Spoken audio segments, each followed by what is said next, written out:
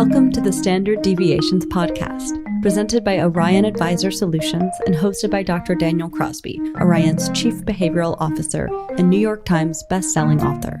Each week, Dr. Crosby interviews a fascinating new guest on a range of compelling topics, from literature to psychology to financial wellness. To learn more about Dr. Crosby's behavioral finance work at Orion, visit www.orion.com. Hello and welcome to the Standard Deviations podcast. I'm your host, Dr. Daniel Crosby, and I am joined today by a new friend who was recommended to me by an old friend, Dan Bolton, and who since our paths keep crossing and I keep learning from this guy. So I'm here with Derrick Kinney, who is a financial educator and speaker and coach known for challenging conventional ideas about wealth, work, and purpose. He was an advisor for many years, but has more recently shifted his focus toward helping people rethink money, not as something to hoard or fear, but as a tool that can improve lives. He is the author of a fantastic book, The Good Money Revolution. I was at a conference with him recently, and he has an incredible knack for speaking in rhyme and alliteration. I called him Rapper Derrick at this thing. He had such a pronounced ability to do this. But it's my pleasure to welcome him to the show today. Derrick, welcome, buddy. Daniel, thanks so much. And by the way, this is breaking news, but I want to share it here. You were just named Finfluencer of the Year by Investment News. And literally the next morning we're talking. This is a big deal. So congratulations to you, but it's a real joy to be with you today. I admire your work, and it's fun to have this conversation. Well, you're very kind. That was an awesome honor. Investment News was just a quick shout to Investment News. Investment News was one of the early believers in my work and gave me a platform when not many people were taking calls from however old I was, 28-year-old kid from Alabama. So I really appreciate Investment News, and that was a nice honor to get, and nice of you to throw that back to me. So thank you, buddy. So Derrick, the life of a financial advisor is a good life. You know, you get paid well, you do meaningful work, you help people, you get a lot of love and adoration. I know it's not all, wine and roses, but why leave that world? Why leave the world of advice to journey into the much worse paid world of writing books?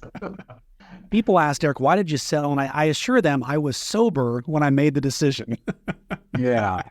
So here's the story. Every year, I go on a yearly sabbatical. I take 5 days completely by myself to think and pray and journal. And for the advisors and leaders listening right now, you might resonate with this. I am kind of an A personality. I like to I move really, really fast. But what I realized many years ago was I had a problem. And that if I'm not clear on what I'm running fast toward, I can run fast in a circle and end up exactly where I started. And it was frustrating. So I began about 15 years ago to take 5 days, typically by the water, by myself to get focused on what I wanted. And I asked 3 questions. How do I be a better husband? How do I be a better father? And how do I be a better business owner? And those 3 questions guided my time away. Well, this was July of 2019, and I'd begin feeling this a couple years earlier of, I feel like I'm going through the motions. I love the business. I built a top 1% firm. My clients are great. My team is great. But my wife noticed, Derrick, it seems like you're not as motivated as you once were. And it got me thinking, Daniel, if those of you that are sports fans know, you think about your favorite athlete that hung around a couple years too long, and you think they should have retired at the peak and not just kind of hung around.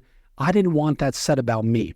And so I knew in that sabbatical, I began to write out Derrick 2.0. I began to write out what are the things I want to do next that would fire me up.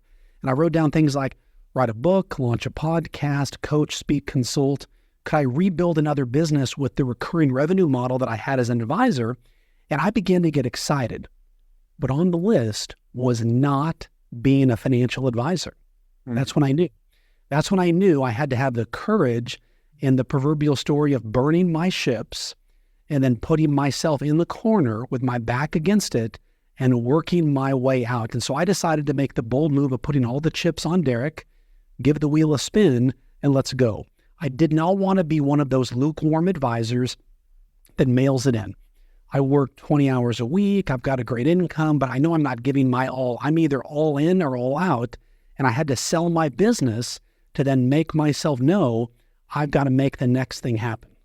Yeah, it's so hard to do because so many of us all of us value comfort and ease and predictability and certainty.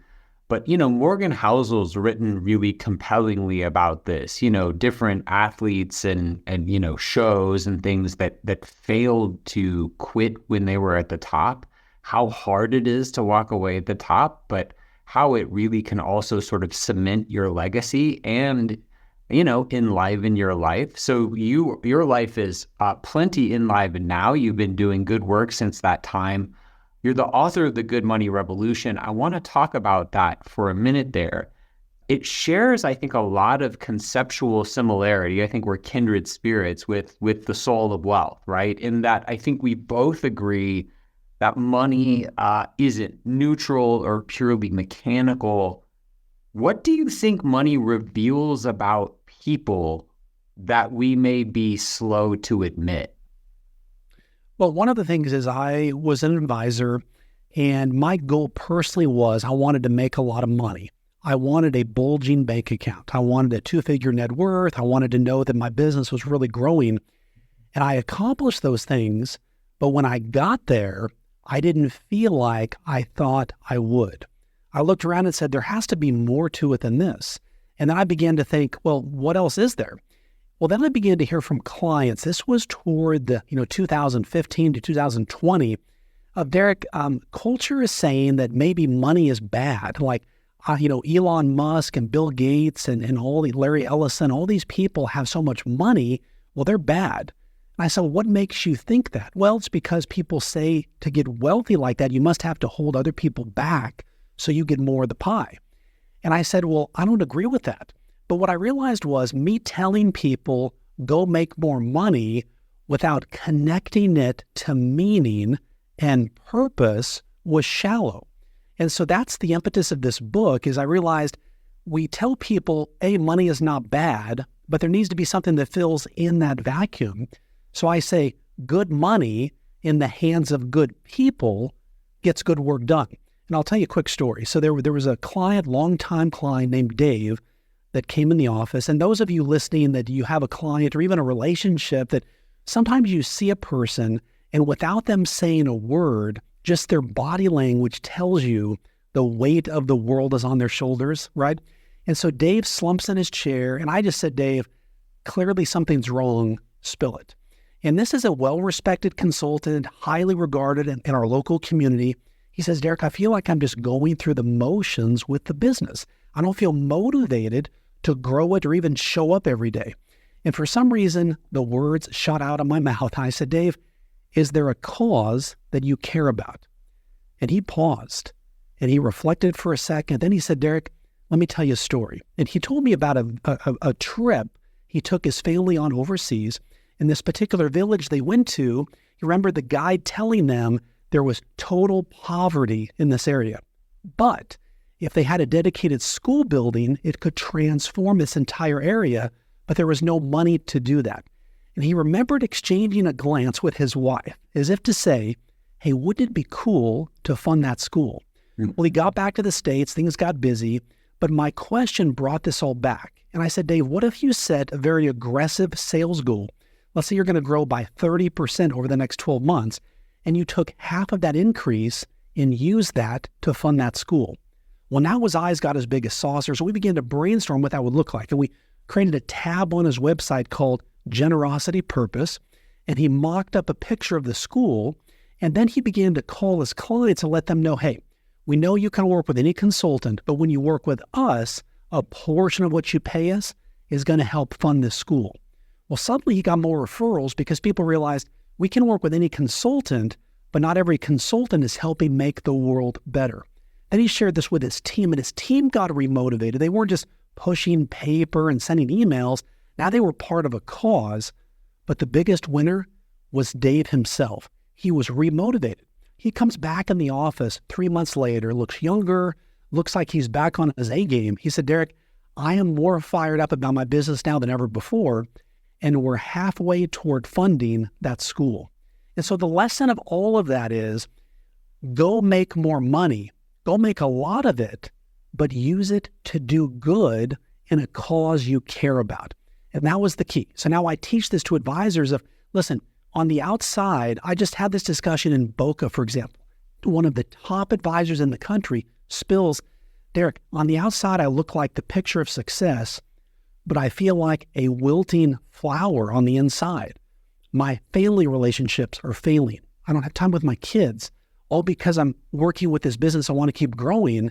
But when you connect meaning to money, now there's a purpose to it. And ultimately, when you lay your head on the pillow at night, you want to know you lived a day of life and meaning and purpose, that you did something meaningful that had a positive example and impact on other people.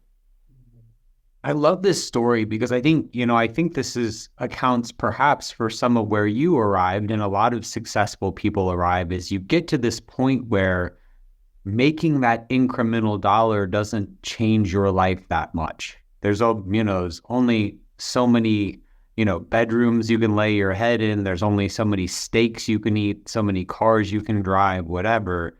That at some point, then that motivation starts to flag. And I think that's when you have to become other focused, you have to become purpose focused, or just risk, losing that drive that got you started in the first place. Where do you see, with Elon Musk and the recent SpaceX IPO, I mean, he's a sort of a love him or hate him guy, but it's been interesting for me to see people's commentary on this and so much righteous indignation about, well, if he just took 20% of his wealth and did this, we could, cure hunger or do something incredible. I think a lot of us are waiting for one day, right? We're waiting for this one day. Well, if I hit this number, then I would start to be generous. If I'd fund the schoolhouse, but that's not a me thing. How do you suggest people get started in being philanthropic and giving and beginning this good money revolution? Because I personally find this to be a little bit of a false choice. Certainly Elon Musk has more ability to do good in the world than I do, given the relative sizes of our bank accounts, but that doesn't mean that I can't do anything. And I think we have to start today so that if and when we do get to that bigger number, we've already sort of developed that muscle memory. So one of the things I like to say is, if you want to make it rain, connect with pain. Yes. And it's not just an advisor who says, how do I connect with people? But it's someone who says, how can I make a difference? And ultimately, how can I connect with people's pain that doesn't have the money or the access or the benefits that I've got? And what I would tell people is, when you're out driving today, and you pull up to a stoplight and you see a homeless person asking for money or with their cardboard sign, how does that make you feel? Do you say to yourself, that is just not right? Or when you think about the ocean and you see all these plastic bottles floating and you say, it doesn't have to be like that. Or you see a report that says, why are so many young people don't have the food to eat and are highly distracted in school? It doesn't have to be like that. And so, as I like to say also, if you want a business that's booming, focus on the human. You see, ultimately, it's human people with pain. Well, if I walk up to a homeless person and say, hey, do you want to go on a beach vacation? Well, okay. What I really want is a meal, or I want some money to do something with what I need to right now. Well, what is the immediate need I can help with? So one of the things, and this defies logic when it comes to math, Daniel, so I want you to suspend your math believability, because most advisors struggle with this. And that is, in most cases, the future value of money is always greater than the present value. It just makes sense. But when it comes to giving, the present value is always greater than the future value. And it's because there's a time value of impact that is given up. For example, if I have $50 and I talk with my family and say, hey, we've got $50. What is a cause, kids, that you want us to participate in? And now your kids are part of it. so-and-so at school mentioned that his dad lost a job. Could we do something for them, mom or dad? And you take that $50 and you put it in an envelope, and you as a family drive over and you anonymously slide that into the mailbox, or even better, you ring the doorbell, leave the envelope, and then you run, and one of you trips and falls, and you're pulling each other, and you're barely escaping them seeing you. Well, now you have a story they talk about forever, but that family, $50 may not go too far, but they know somebody cared about them. You see, even in their family, that $50 story will have millions of dollars of belief benefit with it. So what I tell people is, listen, it's fun to give the $10,000 gift or the $50,000 gift, but what you do with the $50 gift will set in motion the capability for you that when you have more money, you're already trained to do more. And here's an interesting story. So one of the colleagues, her name is Bibo Calandra, wrote a book about work and how to give in the workplace. And she told me a story. She said, Derrick, there was a car company that was doing an experiment, and they had two focus groups. One group watched a car commercial, and the car commercial talked about the features and the benefits, the new colors, the engine size, etc. And they measured how people's brain responses reflected to that commercial. And the other group, they talked about that with every car purchase, a portion of the proceeds would go to support first-time Olympic athletes. And they measured how people's brains responded to that ad. Well, as you might expect, the people who saw the ad about the engine size and the colors and the features, very minimal brain response to that. But the people who saw the ad where the company gave a portion of every purchase to support first-time Olympic athletes, now get this, I had to read this several times to get this. Their brains responded in the same way as though they were looking into the eyes of someone they loved. As though they were looking into the eyes of someone they loved. In other words, a car commercial created this emotion as if I'm looking in my wife's face, or you're looking in your good friend's face, somebody that you care and love, because we have this deep desire to be part of something bigger.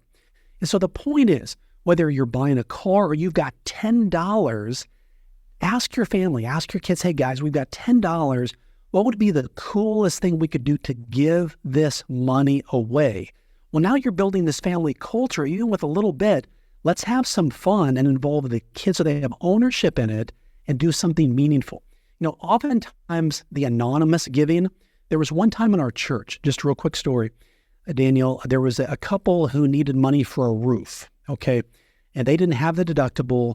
And so all of us kind of gathered some money together and we anonymously gave it to them. Well, of all the odds, I get the call from the guy. He's like, Derrick, you're not going to believe what happened. Somebody gave us money for the roof. Well, I'm going to tell you this. If you plan to be a giver, especially anonymously, you better practice your poker face. You need to act like you have no idea what they're talking about just to experience the sheer joy. He still doesn't know we were involved. But the fact that it came back to you, the joy, the excitement, the fact that someone, and I get a little bit emotional talking about this, but when someone believes in you and takes action and initiative to make your life better, that puts you in rare air. Not just because you gave it, but in their mind, someone believed in them at possibly the lowest point of their life, whether they're outwardly successful or not. And that's the power of even a small gift given at the right time, at the right moment, addressing the right pain point. I love both of those stories. You know, a behavior in motion tends to stay in motion, and a behavior at rest tends to stay at rest. So I'm just a huge advocate for the very thing you're talking about, and especially involving kids, whether it's $10 or $10 million, getting them involved in that anonymous giving, helping them center other people, helping them think about how money can be used to impact others and do good in the world. I think it's so powerful. You know, Derrick, I think most of us have good intentions with respect to all the things you write about in Good Money Revolution. But, you know, psychologists like myself like to engage in what's called a pre-mortem. So if we're setting out on this new path, we want to anticipate any obstacles or challenges before we get there. As people listen to your words, as they read your words, and they try and reorient their relationship with money, what are some rain clouds to expect? What are some uncomfortable trade-offs or sort of obstacles that they might run into, and how might they prepare for those? One of the funny stories I would share, and my wife jokes when I say this, but if you've ever attempted to make a change in your life, losing weight, being better with your spouse, raising your voice less to your kids, and you know you're making progress, but then nobody notices, and it's frustrating, okay? So one of the things I've discovered is I will give people pre-notice on a change I'm making. So I might tell them, hey kids, you know that sometimes when you say something, I have a short temper and I feel badly about it. I'm going to work on this, and I want to ask for your help. If you see me doing better with that, would you please tell me so that I know I'm making progress? Or when I talk to my wife, honey, you know, it seems like when I say this to you, it always gets a negative response. I'm going to work on not saying that. Would you mind that if you see me not doing that or improving, would you tell me? Yes. Well, now I've enrolled my kids and my wife in watching me more closely, looking to find the positive change and not me hoping they see it. The reason I say that is when you can tell someone, not just here's my goal and here's my plan, but here's my deadline by which we're going to do this. So that might sound like, hey kids, and I'm making this up on the fly right now, Daniel, but it's very, very effective in terms of giving. Hey guys, we're going to set aside, and kids, you can contribute to this as well. They might each put in $1 or a quarter, whatever it is. By the 10th of each month, we want to give away money in our giving fund. Okay, so by the 10th of each month, this money is going to be gone. So I want you to be thinking about what ideas do you have where we want to give this money. Well, now there's a system for them to have a month to think about and have their antennas up of what are some needs that we have. And now there's this moment of excitement where we're going to give the money to. And the same thing I would do with businesses. So when I was a new advisor, I was 26, but I had a big problem. I looked like I was 13. I had no wrinkles, no gray hair. I had no database of contacts at the country club. All I had was a passion for supporting local education and investing in young people. So I had this crazy idea is I went back to my alma mater high school, Sam Houston High School here in Arlington, where I live today, with a $50 Amazon gift card for the teacher and a $25 Amazon gift card for the student. And I began to give a Teacher and Student of the Month award. And so I would tell the student, hey, I just want to let you know that I believe in you and your destined for greatness, got to breathe life into the student. And the teacher, I told them, you're the type of teacher that years from now, at a Thanksgiving or Christmas dinner, your name is probably going to come up because of something small you did that they still remember to this day. And I just felt so good making these presentations, $75. So we got a picture with the teacher, the student, the principal, and myself. And back in those days, we put these in the newspaper, cutting edge technology back then, and then eventually into social media. Well, what happened next, I did not see coming. I got a call from a woman about 3 months later, and she said, Derrick, we see you giving at the local schools. We want you to be our financial advisor. And I was so young, I simply said, why? And by the way, don't ever say that. Just simply say, well, thank you. That's a better response. But what she said next, she said, we know you're new, we know you're young, but, and what she said completely flipped the paradigm of how I thought about business. She said, we want to work with you because you care about what we care about. Mm-hmm. You care about what we care about. And, you know, thinking about it just brings it all back. That was the moment where all this weight lifted off my shoulders because it meant I didn't have to be the smartest or the best looking or the most well-connected. I just had to care about what the people I wanted to work with cared about. And what I discovered was high net worth people like to work with professionals, specifically financial advisors, who are involved in their community, viewed as giving back, And it also gives those clients status. A lot of high net worth, busy, successful people, they want to give, they want to put their time into things, but they can't. But by partnering with an advisor like you, then it allows them to be part of something bigger by association. And so what I found is there were two things. That they became my first $1 million client, and we began to attract a lot more $1 million clients. I began to give teacher and student awards out at every local high school. $75 a month was a good ROI on getting $1 million clients. But what I realized was there were two things, and these were probably the biggest two takeaways of today if you miss everything else. Number one is own a problem. When you own a problem, you own your success. Think about your ideal client and what is the painful problem that if you state it verbally, they will instantly connect and say, yes, that's exactly what I'm worried about. For example, you know how so many highly paid professionals, they make good money, but they feel like they're falling further behind? Yeah. You know how so many women, when they're faced with a sudden life event like the death of a spouse or a job loss or a divorce, they suddenly feel stuck? Yeah. You know how doctors are great with their patients, but they need a prescription for success with their money? Yeah.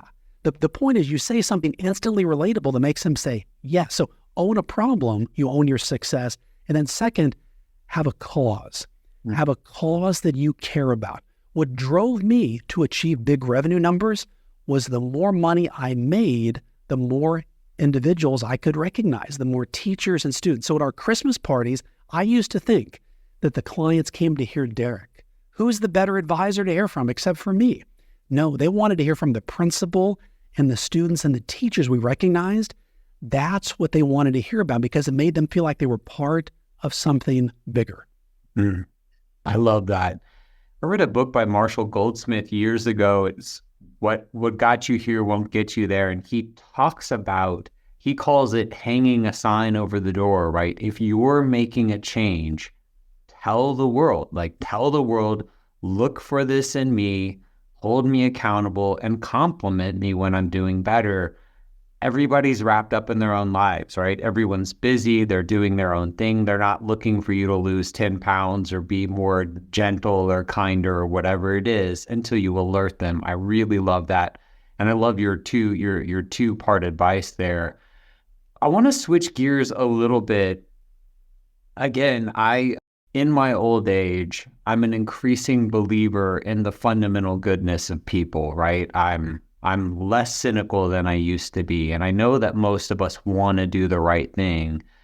But even in these efforts, I think a lot of times we get tripped up by things that are sneaky because they feel responsible, but they can actually be damaging, right? So I'm curious what you think. What's a belief about money that might feel responsible, but might actually lead us away from having the kind of attitude you're talking about, that might lead us away from self-actualization or from generosity or having this good money revolution attitude?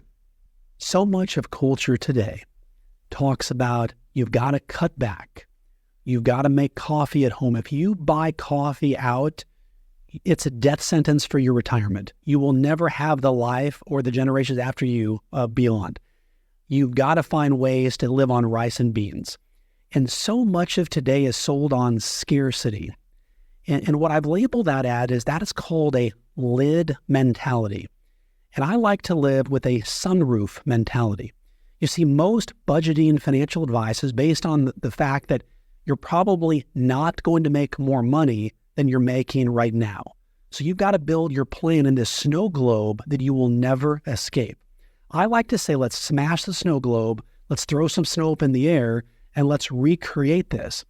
So with a sunroof, now we're focused on what do we need to cut, but also what brings us joy. For example, this may sound crazy, but I will have someone do our yard. Someone will mow our yard. Now I could do that, but it allows me brain space to think of new ideas. I call this putting my brain on the payroll.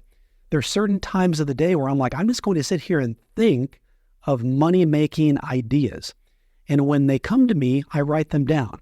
Typically, if I'm doing yard work, that's not happening. But if I'm doing something that I enjoy, my mind becomes like a popcorn machine of new ideas. This happened at 3:30 in the morning 2 nights ago. I posted about it on Instagram, and I said that there's rarely times, but when it happens, your brain gives you a gift. And it says, if you're willing to leave the warm comfort of your bed right now and go type this in the notes app of your phone, you will be rewarded in the morning with money-making ideas. But if you believe that you'll just simply remember them, you'll probably wake up and have forgotten the ideas. And so I get up 3:30, write these ideas down. They were some really good ideas when I was in the middle of the night, and in the morning, this is gold. And so what I would tell people is, your past has passed. Don't die before you're dead. Sometimes in your 50s and 60s and 70s is when the best version of people emerges.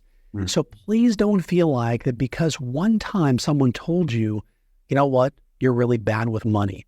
That check you bounced, that just shows you can't be handled with a lot of stuff. Quick story. I was in the office on a Saturday morning catching up on things about 10 years ago. I saw my voicemail light blinking. A voice inside says, Derrick, you need to press play and listen to that message. There was a frantic woman's voice on the voicemail that I recognized. She said, Derrick, I know it's Saturday. Hope you get this. You got to call me back. They're about to send me to jail, and I don't know what to do. Well, I knew this couldn't wait till Monday. The news would only get worse then. Quickly called her, and I said, why are they going to send you to jail?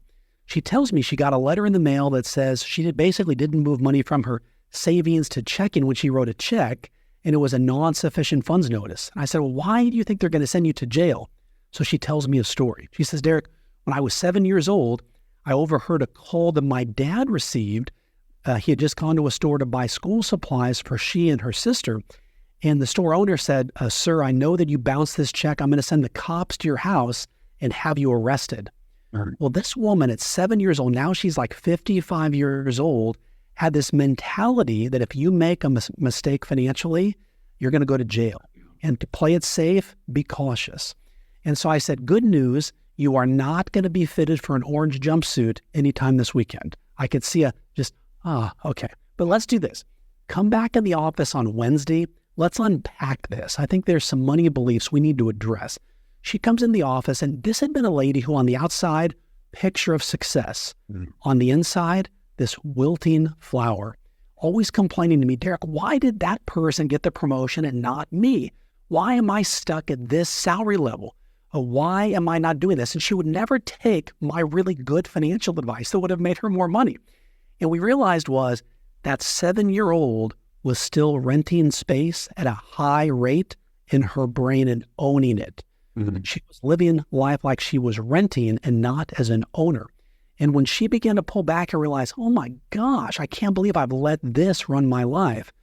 Within 3 months, she got a $25,000 a year raise, got promoted to vice president, but most importantly, began to take my advice. But the point in it taught me was we judge people on what we see them look like on the outside, but we don't know the struggles and the holdbacks and about the 8% of their potential they're actually using on the inside. And it completely changed how I viewed professionals. So I began to ask the deeper questions. Let's talk about not your relationship with money, because that can sound kind of ethereal, but do you ever feel like you're not achieving your potential with money? Or what would you say is the biggest financial mistake you ever made? You see, now we can go take the shovel out, dig a little bit in the deep end, and really pull out some of these things to find out what's holding people back. Yeah, I love that. Derrick, I think the listeners know now why I've enjoyed getting to know you so much. You have a natural enthusiasm for this work. You put your heart and soul into this. If people want to read the book or learn more about you and your work, where can they find you? Yeah, well, the book is Good Money Revolution, available on Amazon or where you buy your favorite books. 2 of the best places would be to follow us on LinkedIn, a good free daily content to help you grow your business. And then Instagram is one of our fastest growing. We post daily content to help you make, save, and then give more money and finally feel the purpose that you want in your life. Derrick Kinney, you're a good man. Thank you for joining me, and we'll talk to you soon. Thank you, Daniel. Appreciate it. Thanks for tuning in to Standard Deviations. If you can't wait till next week for more behavioral finance insights, visit www.orion.com. All opinions expressed by Dr. Daniel Crosby and podcast guests are solely their own opinions and do not reflect the opinion of or endorsement by Orion and its affiliates, subsidiaries, and employees. This podcast is for informational purposes only and should not be relied upon as a basis for legal, tax, and investment decisions. The opinions are based upon information the participants consider reliable.